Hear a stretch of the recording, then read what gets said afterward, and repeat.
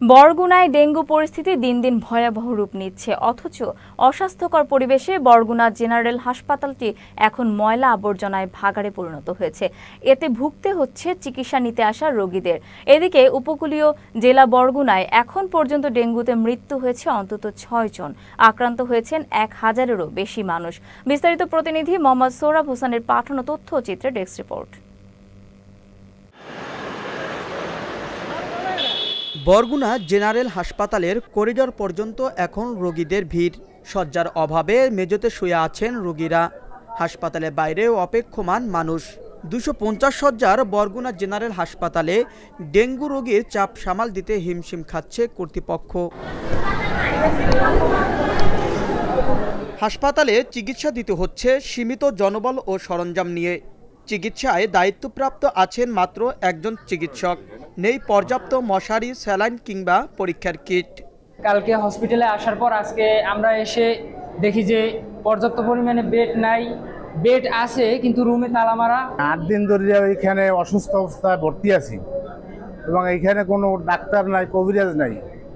ঈদের আগে অনেক আগে আসছি, কিন্তু ঈদের পর থেকে কোনো ডাক্তার কবিরাজ আসে নাই এবং এইখানে কোনো নার্সেদের ব্যবহার আচরণ ভালো না। রোগীর যে চাপ, এতে এখানে আরও ডাক্তার দরকার, জনবল দরকার, পরিষ্কার পরিচ্ছন্নতার খুবই অভাব। কোনো ডাক্তারও দেখে না, কোনো ওষুধও দেয় না, আর কোনো বাথরুমে কোথাও যাওয়া যায় না, এত ময়লা, কোনো পরিবেশ কোনোই নেই। এত সবসময় এন্ডে একটা ওষুধ পর্যন্ত দেয় না এন্ডে। এদিকে হাসপাতালটি পরিষ্কার বা দেখাশোনার জন্য কেউ নেই। হাসপাতালের ভিতর বাহির ভরে আছে ময়লা আবর্জনায়। এতে রোগীরা পড়েছেন আরও বিপাকে। হসপিটালের ডেঙ্গু ওয়ার্ডের পাশে কিভাবে ময়লা আছে, ডাবের ছোবড়া, এগুলোর ভিতরে মশার লার্ভা জন্ম নিচ্ছে। তাই আমরা সাধারণ শিক্ষার্থীরা উদ্বুদ্ধ হয়ে আমরা পরিষ্কার করতে এসেছি। আসলে আমাদের পক্ষে এত বড় ময়লার ভাগাড় পরিষ্কার করা সম্ভব না। হাসপাতাল পরিষ্কার পরিচ্ছন্নতার দায়িত্ব আমাদের না, কিন্তু তবু আমরা এগিয়ে এসেছি। বর্তমানে বরগুনাতে মৃত্যুর মিছিল থামছে না। বাচ্চারা মারা যাচ্ছে, গর্ভবতী নারী মারা যাচ্ছে। আমরা অনতিবিলম্বে স্বাস্থ্য মন্ত্রণালয়কে জানাতে চাই যাতে দ্রুত একটা স্বাস্থ্য টিম বরগুনায় আসে। এদিকে সম্প্রতি হাসপাতালটি পরিদর্শনে এসে পরিষ্কার পরিচ্ছন্নতার দায়িত্ব নিয়েছেন জেলা বিএনপির সাবেক সভাপতি নজরুল ইসলাম মোল্লা।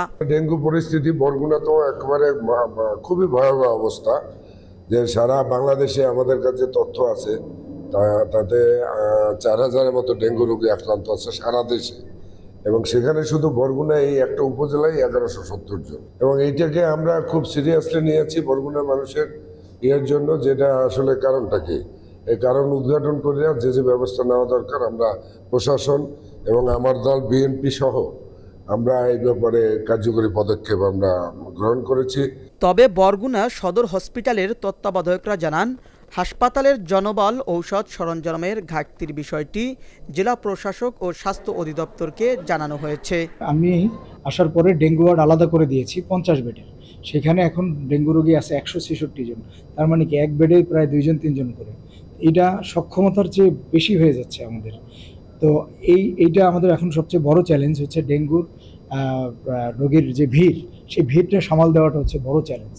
আর আমরা আজকে সকালেও গতকালকেও আমরা স্বাস্থ্য উপদেষ্টা মহোদয়ের মেইলে প্লাস তার হোয়াটসঅ্যাপ নাম্বারেও আমরা ম্যান পাওয়ার চেয়ে যে আমার ইমিডিয়েট আমাকে ডাক্তার দেন, ইমিডিয়েট আমার নার্স দেন, নয়তো আমরা আর সক্ষমতা বাইরে চলে গেলে আমরা মহাবিপর্যয়ের সম্মুখীন হয়ে যাব। বর্তমানে বরগুনা একদম পিক পয়েন্টে আছে। কোনো আশ্বাস নয়, এখনই জরুরি ভিত্তিতে মশা নিধন, পরিষ্কার পরিচ্ছন্নতা এবং পর্যাপ্ত চিকিৎসা সেবার ব্যবস্থা না নিলে বরগুনায় ডেঙ্গু রূপ নিতে পারে ভয়াবহ মহামারীতে, এমনটাই বলছেন স্থানীয়রা।